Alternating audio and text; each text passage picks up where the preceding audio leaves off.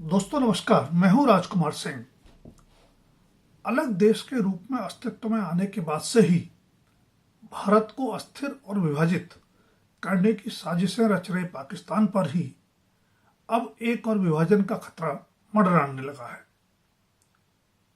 सेना के दमन चक्र के विरोध में भड़के जन संघर्ष के चलते 1971 में बांग्लादेश के रूप में अपना पूर्वी हिस्सा गंवा चुके पाकिस्तान के वैसे तो कई प्रांतों में जन असंतोष मुखर होता रहा है, लेकिन पश्चिमी क्षेत्र बलूचिस्तान में बलूच लिबरेशन आर्मी ने 11 मार्च को यानी 11 मार्च 2025 को एक ट्रेन को ही हाईजैक कर पाकिस्तान की हुकूमत को सीधी चुनौती दे दी है।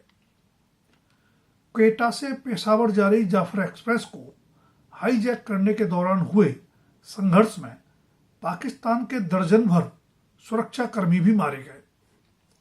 इस ट्रेन पर सवार यात्रियों की संख्या 200 से 400 के बीच बताई जा रही है। बलूच लिबरेशन आर्मी ने बच्चों, महिलाओं और बलूच यात्रियों की रिहाई का दावा करते हुए पाकिस्तानी हुकूमत को चेतावनी दी है कि अगर उस पर एयर स्ट्राइक की गई तो बंधक बनाए गए यात्रियों को मार दिया जाएगा। हालांकि पाकिस्तान सरकार ने बलूच लिबरेशन आर्मी से किसी भी तरह के समझौते से इनकार किया है, लेकिन बंधकों की रिहाई के लिए उसके पास ज्यादा विकल्प है नहीं। बलूच लिबरेशन आर्मी ने दावा किया है कि हाईजैक के बाद पाकिस्तानी सेना द्वारा किए गए जमीनी हमले को नाकाम कर दिया गया है। पाकिस्तानी सेना पीछे हट चुकी है, लेकिन हेलीकॉप्टरों और ड्रोन से हवाई हमले जारी हैं। विभिन्न स्रोतों से मिल रही खबरों के मुताबिक बलूच आर्मी ने जाफर एक्सप्रेस को उस वक्त हाईजैक किया जब वह आब ए गम इलाके के पास 8 नंबर सुरंग से गुजर रही थी।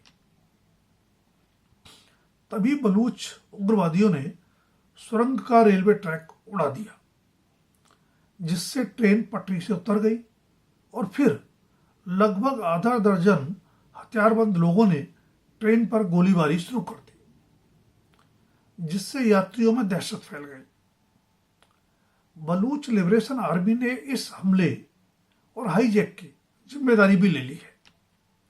समझा जाता है कि बलूच उग्रवादियों ने हाईजैक की वारदात को अंजाम देने के लिए जानबूझकर इस इलाके को चुना, क्योंकि 17 सुरंगें होने के कारण वहां ट्रेन की रफ्तार धीमी हो जाती है। दरअसल बलूचिस्तान के निवासियों का मानना है कि भारत और पाकिस्तान के बंटवारे के बाद वे एक आजाद देश के तौर पर रहना चाहते थे, लेकिन उनकी मर्जी के बिना ही उन्हें पाकिस्तान में शामिल कर लिया गया। इसीलिए बलूचिस्तान की आज़ादी चाहने वालों और पाकिस्तानी सेना के बीच लगातार संघर्ष चल रहा है। वैसे तो कई संगठन बलूचिस्तान की आज़ादी की मांग कर रहे हैं, लेकिन 70 के दशक में बनी बलूचिस्तान लिबरेशन आर्मी यानी BLA सबसे ताकतवर है। 21वीं सदी में BLA का असर और भी बढ़ा है। BLA बलूचिस्तान को पाकिस्तान और चीन के चंगुल से मुक्ति दिलवाना चाहती है। पाकिस्तान सरकार साल 2007 में बलूचिस्तान लिबरेशन आर्मी को आतंकवादी संगठनों की सूची में शामिल कर चुकी है। Institute for economics and peace द्वारा जारी वैश्विक आतंकवाद सूचकांक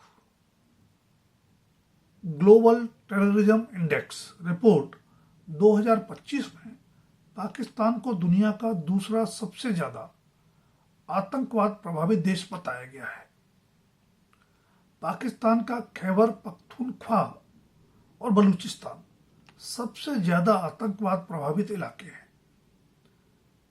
पाकिस्तान में होने वाली कुल आतंकी घटनाओं में से 90% इन्हीं इलाकों में होती है।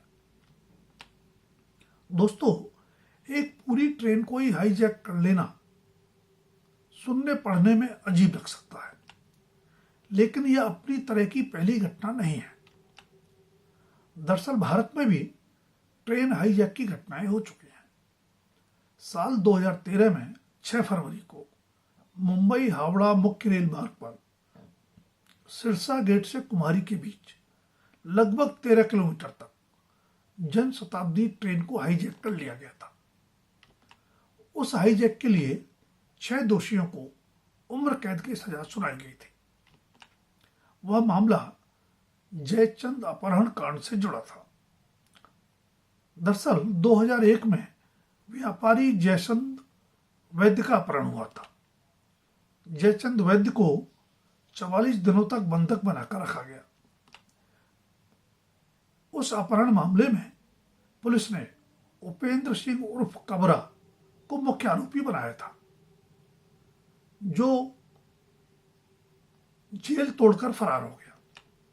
उसी ने बाद में ट्रेन हाईजैक को अंजाम दिया। उससे भी पहले साल 2009 में भी एक ट्रेन को हाईजैक किया गया था। तब माओवादियों के एक बड़े दल ने भुवनेश्वर राजधानी एक्सप्रेस को जंगल महल के निकट हाईजैक कर लिया था। सैकड़ों यात्रियों और कई रेल कर्मियों को बंधक बना लिया गया था। बाद में उस हाईजैक में छत्रधर महतो का नाम भी सामने आया। बहरहाल पुलिस और सीआरपीएफ के जवानों ने सभी बंधकों को सकुशल रिहा करा लिया था। दोस्तों, अगर वीडियो पसंद आए तो लाइक, शेयर और सब्सक्राइब अवश्य करें। अपनी राय भी कमेंट सेक्शन में दें। धन्यवाद। अभी के लिए इतना ही। जल्द फिर मिलेंगे किसी नए विषय के साथ।